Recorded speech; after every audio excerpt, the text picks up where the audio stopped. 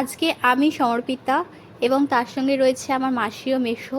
আমরা তিনজনে আজকে ধর্মতলা থেকে হাওড়ার উদ্দেশ্যে মেট্রো করে প্রথমবার চড়ব এবং মেট্রোটা গঙ্গার নিচ দিয়ে গেছে, তার অভিজ্ঞতা কেমন সেটা দেখব। ধর্মতলা থেকে হাওড়ার মেট্রোর ভাড়া হচ্ছে মাত্র 10 টাকা এবং মেট্রো স্টেশনটা সত্যি খুব সুন্দরভাবে সাজানো, কিন্তু অনেকটা নিচে নামতে হয় এবং নিচে নামার জন্য সিঁড়ি আছে, এসকেলেটরের ব্যবস্থা আছে, এমনকি লিফটের ব্যবস্থাও আছে। এবং এখানে অনেকগুলি সিঁড়ি, এসকেলেটর, লিফটের ব্যবস্থা আছে যাতে নিচে নামার বা ওঠার জন্য কোনো রকম অসুবিধা না হয়। এবং এই প্ল্যাটফর্মগুলো সত্যি খুব সুন্দরভাবে সাজানো।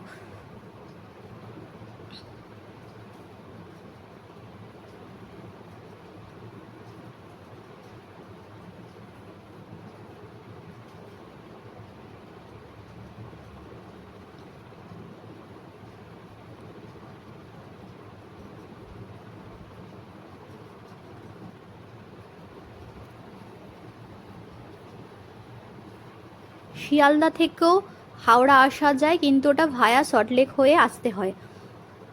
আমাদের মেট্রো চলে এসেছে হাওড়া যাওয়ার জন্য। এই গরমে বাসে ভিড় ঠেলে যাওয়ার থেকে খুব তাড়াতাড়ি, খুব কম খরচে আমরা মেট্রোর মাধ্যমে হাওড়ায় পৌঁছে যেতে পারি।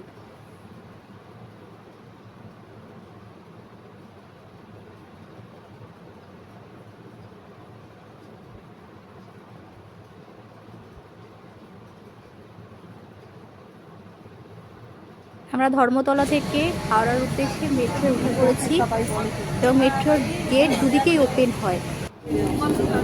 এবার আমাদের মেট্রো রওনা হয়েছে। নেক্সট স্টপেজ হচ্ছে মহাকরণ।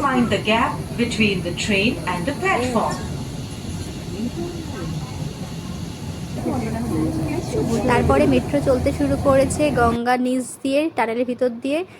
আমরা হাওড়া এসে উপস্থিত হয়েছি। এটা হাওড়া স্টেশন, মানে হাওড়ার মেট্রো স্টেশন। এবং এখান থেকে সিঁড়ি ভেঙে উপরে উঠলেই আপনারা 15 আর 17 নম্বরের ঠিক মাঝখানে আপনারা উঠে যাবেন। এবং যাতে হাওড়া স্টেশনে উঠে কোনো রকম টিটির সমস্যা না হয় সেই জন্য হাওড়া মেট্রো স্টেশনের ভিতরেই আপনারা হাওড়ায় যেখানে যেতে চাইবেন সেখানে যাওয়ার জন্য ট্রেনের টিকিটও পাবেন, এমনকি প্ল্যাটফর্ম টিকিটও আপনারা সংগ্রহ করতে পারেন। আবার এখান থেকে যদি আপনারা শিয়ালদাও যেতে চান তাহলে ভায়া সল্টলেক হয়েও শিয়ালদা যাওয়ারও আপনারা মেট্রো টিকিট পেয়ে যাবেন।